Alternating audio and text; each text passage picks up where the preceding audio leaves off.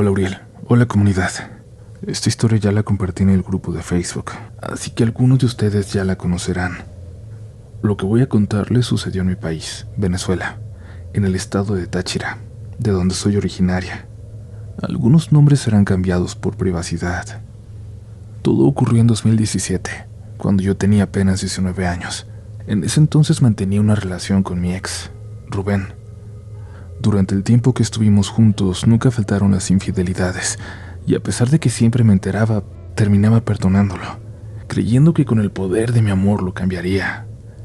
Ese año Rubén estaba realizando los trámites para ingresar a la Policía Nacional, justo en un momento en el que mi país atravesaba una de las etapas más oscuras y duras de la crisis económica que vivimos desde hace más de 20 años.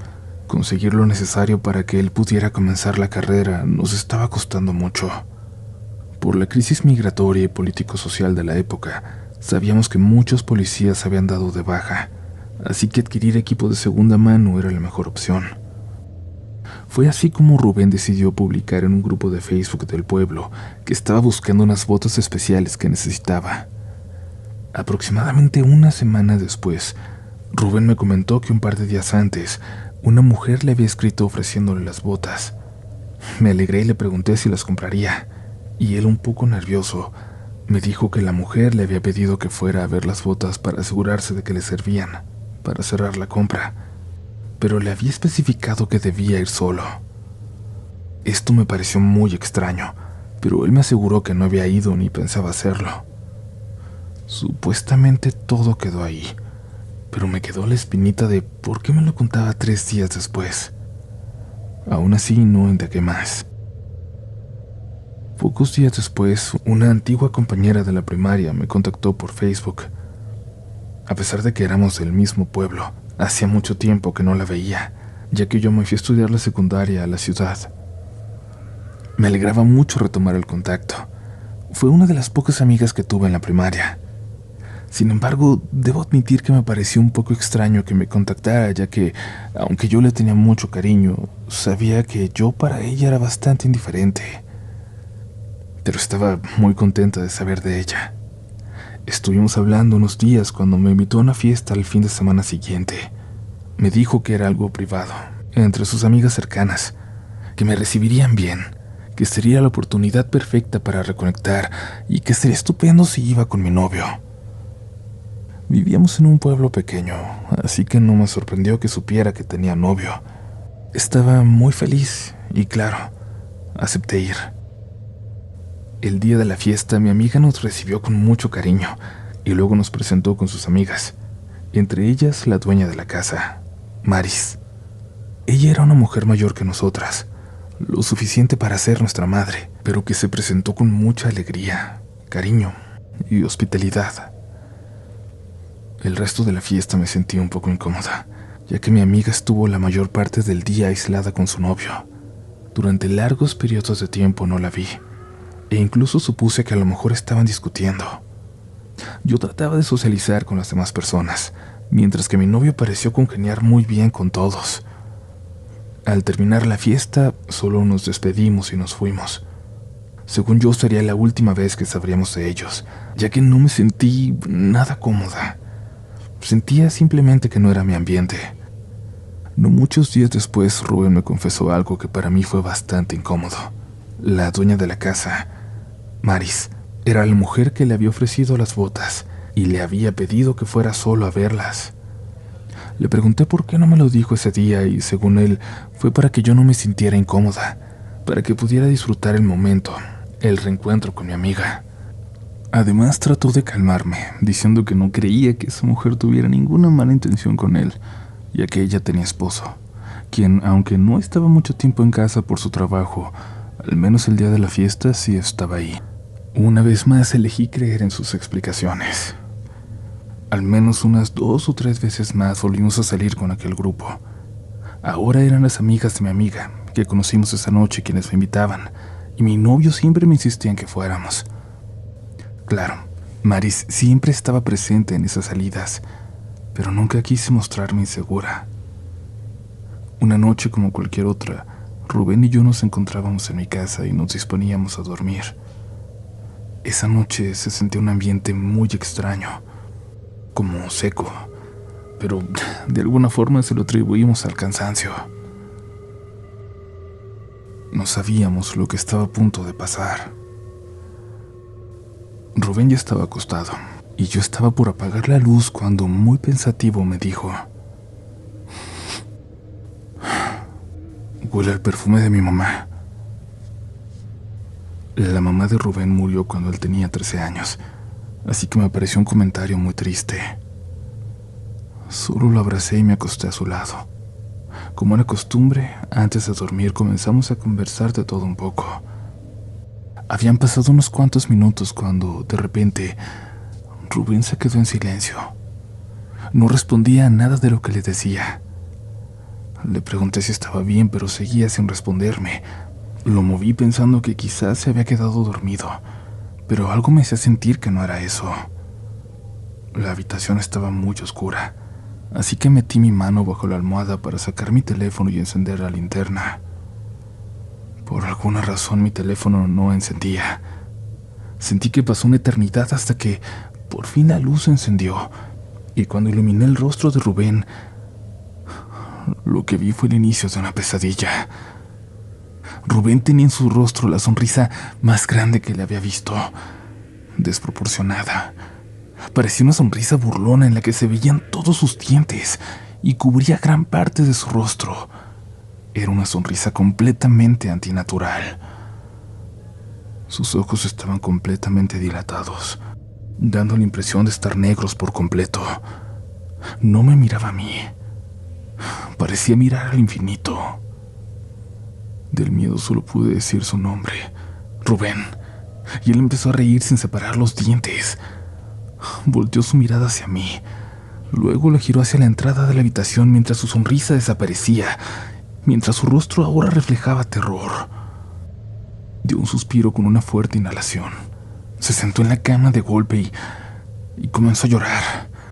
Comenzó a llorar muy desesperado. En ese momento, como por impulso, me levanté de la cama y prendí la luz.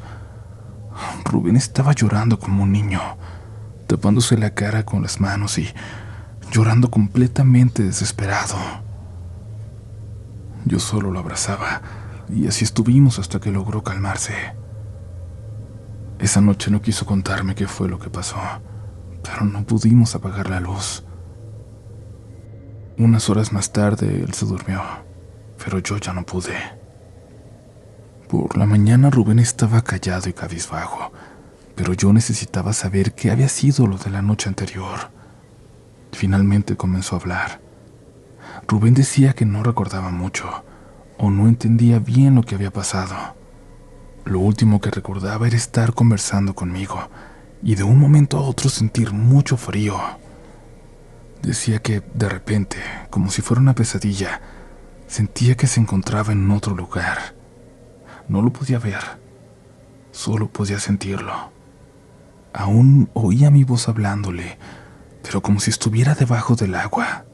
Y por encima oía muchas voces de lamentos, personas llorando, suplicando por ayuda. Lo siguiente que recordaba era verse de nuevo en la cama y ver junto a nosotros, de pie, la silueta de una mujer vestida de novia que salía de la habitación. Fue ahí donde retomó la conciencia.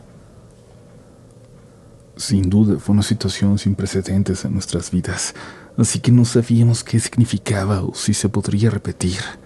Como se imaginarán, ese día decidimos creer que sería algo de una sola vez, y no indagamos más en el tema, como si así, al no pensar en él, al no repetirlo, simplemente fuera a borrarse, a convertirse en un mal recuerdo.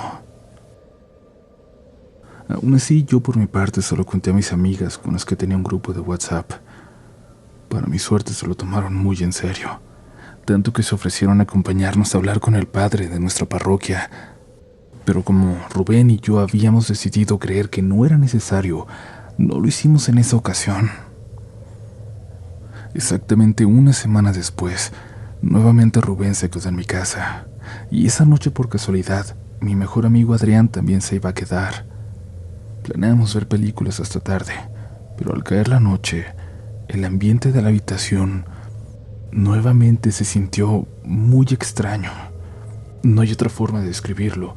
No podría, pero les digo, es una sensación seca, de aridez. Rubén y yo lo notábamos, mientras que Adrián decía que él no sentía nada extraño, aunque podíamos notar que mentía, que le costaba respirar, que le dolía. Yo, ya estando alerta, envié un mensaje al grupo de WhatsApp de mis amigas, avisándoles que nuevamente estaba sintiendo algo extraño. Fingimos ver una película, pero era evidente que ninguno de los tres estaba tranquilo. Apagamos el televisor y decidimos intentar dormir. Rubén y yo estábamos en la misma cama, mientras que Adrián estaba en otra en la misma habitación. Después de unos minutos de fingir que dormíamos, comencé a escuchar que Rubén hacía ruidos, como si se quejara muy bajito. Me giré para abrazarlo, para preguntarle qué le pasaba. Pero mientras tenía mi brazo sobre él, pude sentir cómo se deslizaba hacia abajo, hacia los pies de la cama, como si se resbalara. Le grité a Adrián que encendiera la luz y él corrió a hacerlo.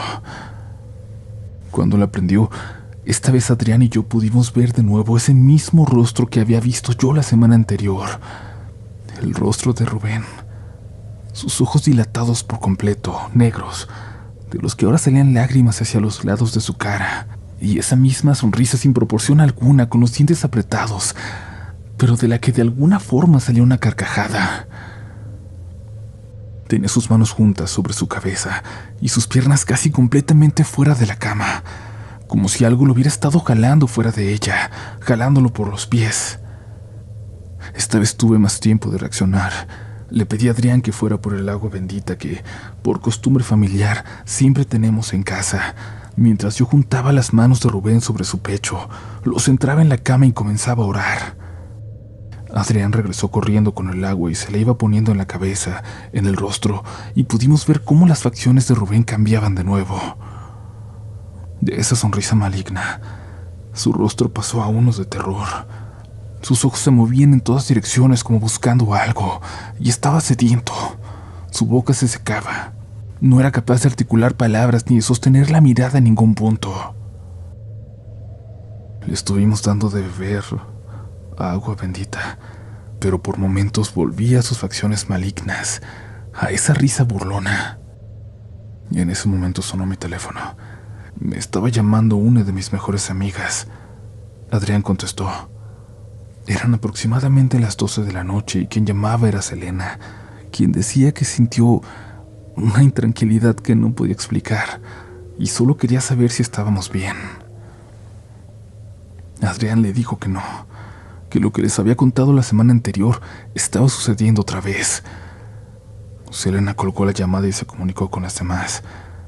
Y todas decidieron orar desde sus casas para ayudarnos de alguna forma.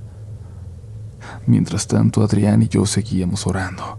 Seguíamos mojando con agua bendita la cabeza de Rubén mientras luchábamos contra sus intentos de soltarse.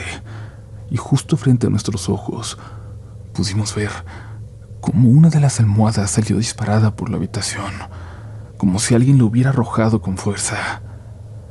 Rubén, o lo que fuera que se había apoderado de él, se comenzó a reír. Lo que me hizo mirarlo, y esos ojos dilatados en su rostro me miraron fijamente, con una mirada maligna, tanto que sentí mucho miedo, como quien ve de frente a los ojos del mal.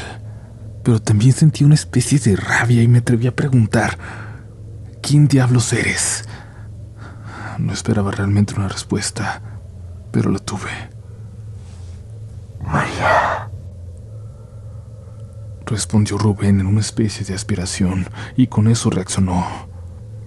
Nuevamente se incorporó con fuerza en la cama. Miró a su alrededor con los ojos muy abiertos y comenzó a llorar desesperado. Lo estuvimos calmando. Adrián aprovechó para avisarle a Selena que ya todo se había calmado. Incluso la habitación se sentía diferente. Cuando Rubén pudo hablar, nos contó lo siguiente. No sé qué es lo que está pasando ni cómo explicarlo, Lo de hoy fue peor que hace una semana. Es como si me durmiera, pero de repente me veo en otro lugar, en un camino de tierra, y me va arrastrando una mujer que me lleva atado de manos. Solo la veo de espaldas. Lleva un vestido blanco largo. Es la misma mujer que vi salir de la habitación hace una semana. Y en ese lugar siento mucho calor y oigo muchas voces que lloran, que piden ayuda. Pero hoy escuché las voces de tus amigas, en especial la de Selena. La escuché rezando. Adrián y yo no sabíamos cómo reaccionar. Tampoco sabíamos qué decir. Nunca habíamos vivido algo como lo de esa noche y no entendíamos qué estaba pasando ni qué debíamos hacer. Pero eso sí, estábamos decididos a investigar al día siguiente. Esto no era algo que pudiéramos ignorar o fingir ya que no estaba pasando. Esa noche nos turnamos para dormir y no pudimos apagar la luz. No pudimos hacerlo por un tiempo. Al día siguiente teníamos decidido ir a hablar con el sacerdote de nuestra parroquia. Éramos muy cercanos a la iglesia y teníamos con él una buena relación de confianza. Después de almorzar nos reunimos con Selena, quien quería acompañarnos para hablar con él. Cuando nos encontramos con ella le contamos todo lo que había pasado la noche anterior. Rubén especialmente le contó que escuchó su voz e incluso le repitió las palabras que escuchó de su boca. Selena no podía dar crédito a lo que Rubén le estaba diciendo. Cada palabra que le decía era exactamente igual a la oración que ella había hecho durante ese episodio. Palabras salidas del corazón de Selena, no oraciones estructuradas, sino deseos, su plática con Dios. El sacerdote de nuestra parroquia era un hombre bonachón, ya bastante mayor, de esos necios de carácter fuerte. La mayor parte de su sacerdocio lo había ejercido en aldeas retiradas de los pueblos, en lugares donde lo místico, donde lo mágico, se entremezcla con lo religioso. Quizás no lo sabíamos, pero esto nos sería de gran ayuda, ya que un sacerdote convencional, más apegado a sus costumbres, a la fe católica, quizás no nos habría dado la información que el Padre Jesús nos otorgó. Esa tarde llegamos a la casa cural sin avisar y sin sacar cita, pero siempre bien recibidos por la confianza que nos teníamos. Al principio creí que íbamos a pasar el rato, como ya lo habíamos hecho antes, mientras nos sentábamos a tomar café con pan y reírnos un rato con él, pero luego pudo darse cuenta de que íbamos en busca de ayuda, que estaba pasando algo que no comprendíamos. Le describimos al Padre Jesús todo lo que nos había pasado, cada detalle. Cuando terminamos, él se quedó un rato en silencio. Luego miró a Rubén de forma regañona y le preguntó: ¿con qué bruja te metiste? Rubén no respondió, pero su actitud fue la de un ratón atrapado. Adrián y Selena me miraron, y luego todos miramos al Padre con la misma incógnita en nuestro rostro. El Padre Jesús comenzó a explicar: lo que me están describiendo es un ánima. Es el ánima sola, María Celestina. Por eso está ocurriendo los lunes. Es el día en que se les pide a las ánimas y se les prenden veladoras. El ánima sola se llama para que nos traiga al ser amado que se fue. Ella lo atormenta y lo desespera hasta que la persona regresa a los brazos de quien la llamó. Rubén, tú tienes que saber quién te está haciendo esto. Y ahora quitarte este trabajo no va a ser nada fácil. Mientras el Padre Jesús hablaba, yo solo podía pensar en cómo era posible que las infidelidades de Rubén nos estuvieran afectando hasta este punto. De alguna manera, esta vez sentía la traición aún más pesada. El Padre Jesús nos dio algunos pasos a seguir para comenzar la sanación de Rubén y nos prometió acompañarnos en el proceso. También nos explicó que el olor a perfume de la mamá de Rubén la primera noche significaba que ella quizás llegó ahí para protegerlo o para advertirle de lo que estaba por venir.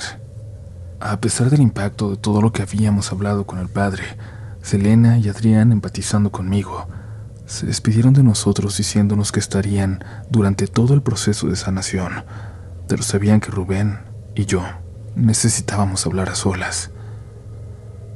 Cuando llegamos a casa, Rubén, que había estado en silencio todo el camino, decidió dar un paso adelante y hablar de quien él creía que era la causante de todo esto.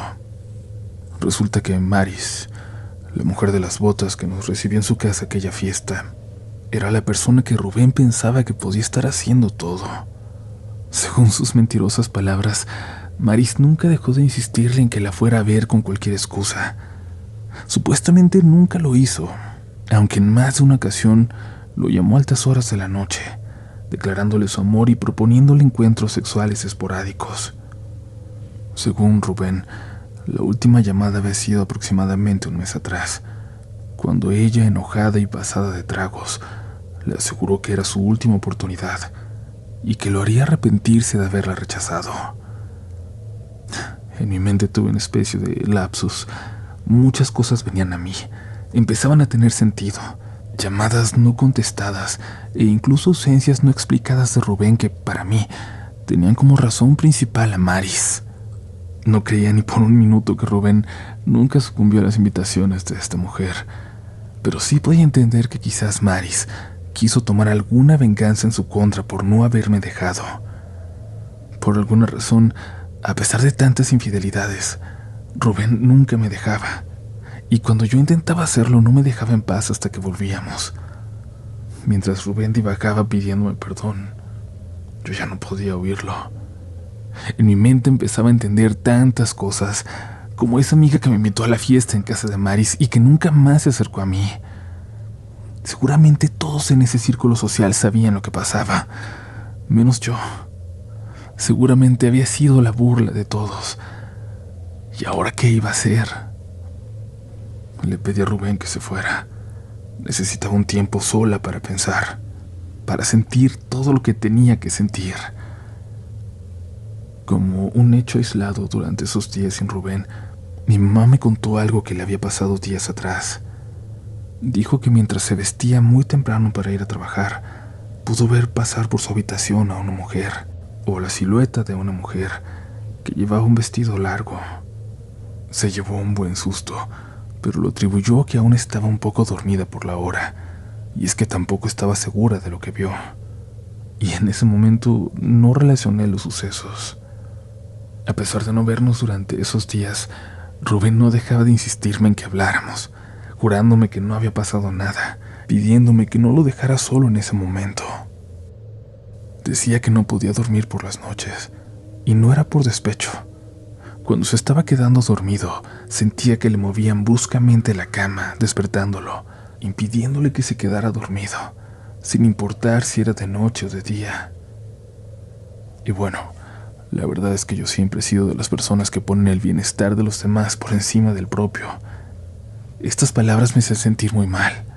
Sentía que lo estaba abandonando en un momento muy difícil, y es que con el tema paranormal, yo nunca he tenido dudas de si existe. Siempre he pensado que en la vida nos enseñan a enfrentar cualquier cosa, menos esto, las amenazas espirituales. Se acercaba nuevamente el lunes. Mi falta de amor, de respeto propio, sumada a esa empatía tóxica, me impedían dejar solo a Rubén esa noche. Por suerte mi amiga Selena pensaba lo mismo y nos propuso quedarnos en su casa.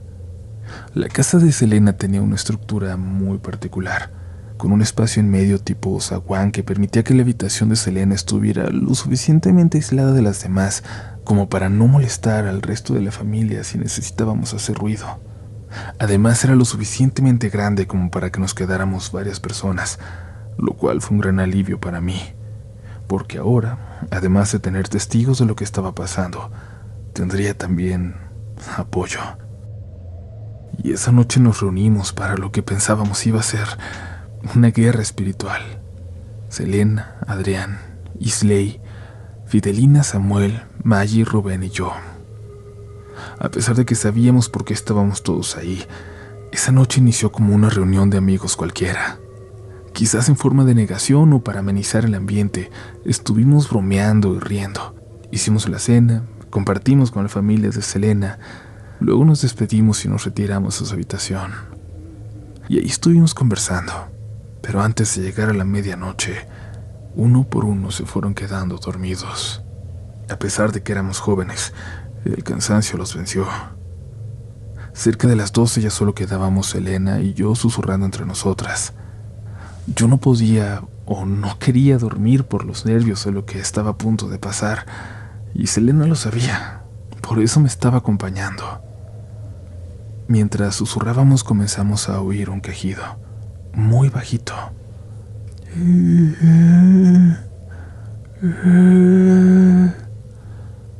Nos dimos cuenta de que era Rubén, que dormía a mi lado. Nos quedamos en silencio y yo lo moví un poco, esperando que solo estuviera teniendo pesadillas. Mientras tenía mi mano en su hombro, sentí como el cuerpo de Rubén se deslizó bruscamente hacia abajo. Y de nuevo, escuché esa risa burlona de siempre. Le grité a Selena que encendiera la luz, y ella se levantó rápidamente para hacerlo. El grito despertó al resto de nuestros amigos, y como si de una película de terror se tratara, tuvimos que ver a través de un espejo que estaba frente a Rubén, como éste estaba solo con la cabeza levantada, con los ojos completamente negros y con esa sonrisa desproporcionada, con esa sonrisa antinatural en su rostro gris.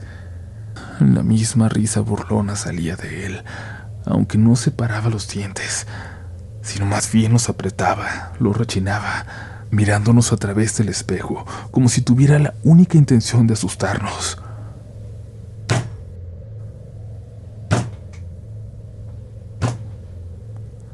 Luego azotó su cabeza contra la cama, subió los brazos sobre su cabeza y juntó las muñecas en la misma posición que había hecho la última vez.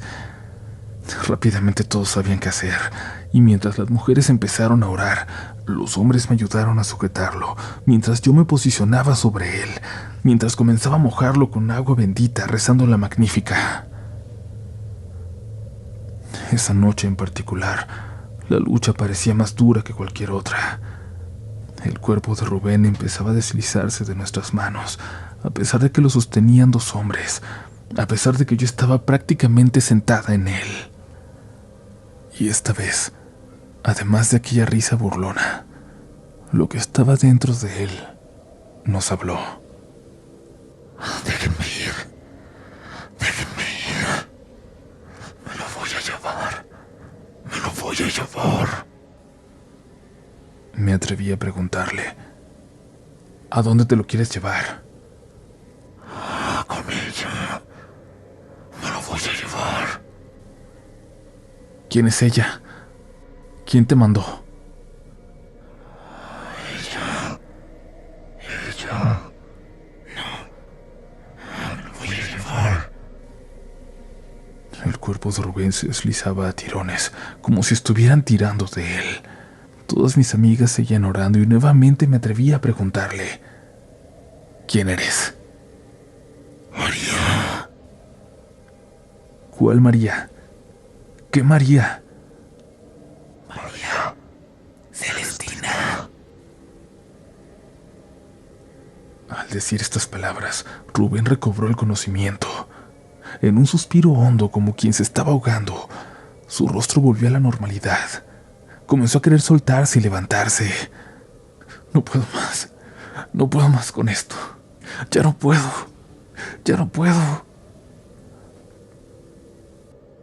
Entre todos logramos calmarnos nosotros también.